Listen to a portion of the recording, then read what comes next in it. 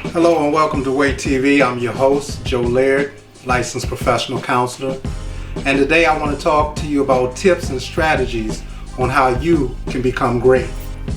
Now when I talk about greatness, I'm not talking about being this giant like President Barack Obama, Martin Luther King, or Mahatma Gandhi. What I'm talking about is maximizing the potential that you have in you.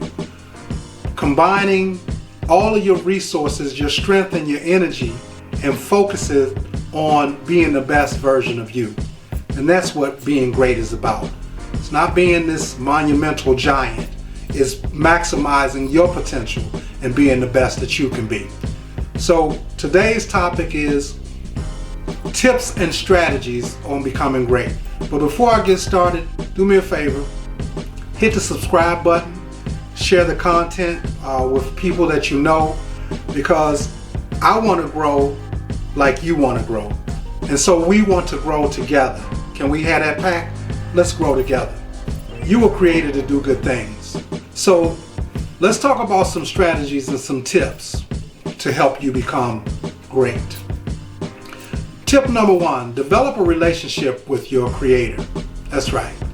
You were created for a purpose, and developing a prayer life will give you access to the God of this universe. Spending 5 minutes a day. That's right. Start off with 5 minutes a day in prayer and meditation. Prayer is communicating with the God of this earth, right? Prayer is a two-way street. You talk and then you listen, or you listen and then you talk. It's a dialogue, not a monologue. So when you're in prayer, be still. Sometimes you may not even know what to say. Your spirit will communicate with the God of the universe. Okay?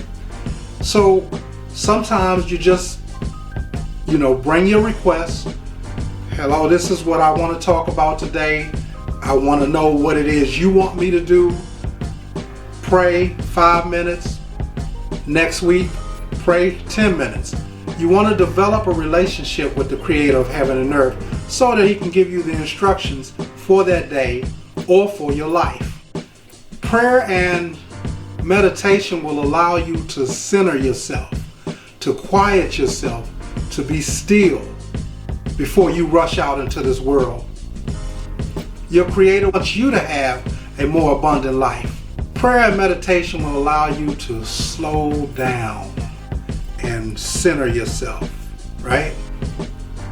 Before you go out into this world. And because your Creator created you, He has a purpose for your life.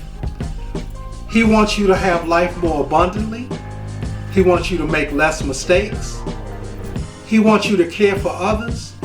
And He wants you to better mankind. So seek a relationship with your Creator. Seeking a relationship with your Creator, He wants you to make the best choices, right? And again, prayer is a two-way street. It's not just, hey, this is what I want. Give me this. Come on, God, I need this. I need 1,000 acres and I want a big mansion and a big house. No, prayer is, you know what, Father, I need to better myself so that I can go out and work and get these things. All right, work on increasing your prayer life weekly, right? Things happen when you pray that don't happen when you don't. Prayer is the most effective behavior that you can do. Believe that. Say it again. Prayer is the most effective behavior that you can do because prayer changes things. Tip number 2, lose your pride. In order to be great, you must lose your pride. You see, a prideful person does not seek help. They depend on their own wisdom and their own counsel. They will not accept counsel and wisdom from others. A humble person will listen to wisdom and grow. Others will want to pour into that individual. See, a prideful person burns bridges. A humble person builds bridges. Do you know of anyone that's prideful, that knows everything, and so before you even come up to them, they have the answer? They finish your sentences for you. They think they know everything and you really can't share anything with them, which makes you not want to share it with them. that person is dangerous, right? Tip number 3, sacrifice. I'll give you a definition of sacrifice. Sacrifice is a loss of something you give up, usually for the sake of a better cause. You must be willing to give up some people, some places, some things, some friends, some TV, some food. Sacrifice, right? That means, you know what? I'm gonna put this off. I don't need this because I want to be better in this area. I'm gonna give that up. I'm willing to set that aside because it's not gonna make me better. In actuality, it's hindering me, right? For instance, if I want to lose weight, what should I give up? If I want to get better grades, what should I give up? In order to go up, I got to give up something, right? You want better relationships? You want a better marriage? What should you give up? See, in order to go up, there's some things that you got to give up. That's what makes us great, learning to hone our focus and get rid of the things that are hindering us from going to the next level. You must be willing to sacrifice negative people and things that are stealing your time. Because that's what they're doing. They're not adding to your life. When you sit down and you watch the game, you're having fun, you're elated, but your pocketbook or your pockets aren't getting any bigger. You're not making any money. Even if you bet, that's a 50-50 chance. So that you can spend more time focusing on your dreams and goals, you got to sacrifice and give something up. That's not too much to ask. If you want to be the best version of you, you got to give up something. You got to be willing to sacrifice. If you want to be great, you must leave your comfort zone. You have to learn how to challenge yourself, push yourself, go to the next level, program your thinking. Say, I want to be great. I can do this. I will do this, right? What will happen when you take 2 of those hours that you spend on TV or social media and you put it on your goals and your dreams? What do you have to lose? Success and being great. It depends on you. So do me this favor, create a checklist. Create a checklist of all those people, places, and things, right, that are negative, that are not impacting your life in a positive way, that's in your life right now. Create another checklist of all the things that you could be doing. For instance, watching TV 2 hours a day. Create a checklist. Put in the positive checklist, building my project or my dream house, right? Rome wasn't built in a day, but it was built inch by inch. Progress starts inch by inch, right? Create a checklist and look at the places that you go to that are not positive, the things that you're doing that's not positive, and put it in your positive checklist. And put that time that you've taken from this box, put it in this box so that you can put it on the things that you want to do, the goals that you want to achieve, the dreams and desires that you have. Instead of spending money on cigarettes or alcohol or partying, put that money in the bank account to go towards your new car, your new house, right? You earned it. Don't throw your money away, your hard-earned money away. Put it to something that's going to create money, right? Amen. Tip number 4. In order for you to become great, you must develop self-discipline. Self-discipline is the ability to make yourself do the things you know you should do, even when you don't want to do them. The ability to make yourself do the things you know you should do, even when you don't want to do them. You must develop self-discipline in order to finish anything. And guess what? That's not hard to do. Start by straightening your bed every morning. That, after a while, becomes a discipline. Think about this. A habit is a behavior that you consistently do, sometimes consciously and unconsciously. A habit is a behavior that you consistently do, consciously or unconsciously. People get up, smoke cigarettes every day. People want to drink a beer. People want to be sexually active.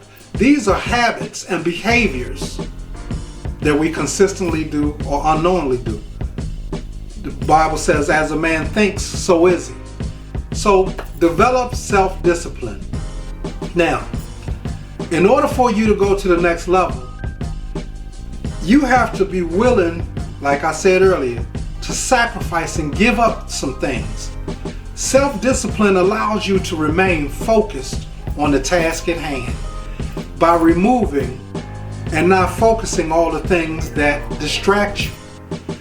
Self-discipline means I need to cut my phone off, because every time it rings, even when those special rings, for those special people, when that special ring comes, all of a sudden that my heart picks up and I'm all happy, get this flooded with happy feelings. You've been conditioned. I talked about that and we'll talk about that later. But you get those happy feelings, now you're distracted. Every time you go to check your phone, you're being distracted, right? Self-discipline says I'm gonna cut my phone off and focus on what I need to focus on. I got homework to do, but every time it beeps, I'm turning away, and now I lost my train of thought.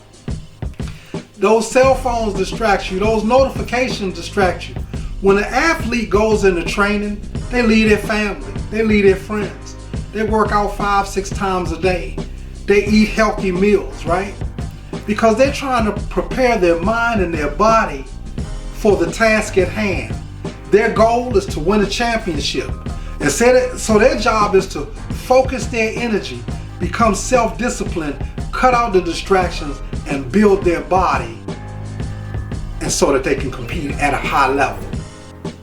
They train for years, right? Most athletes started at 7 and 8 years old. Well, you see them at 20 years old on the football field, boxing, basketball, tennis.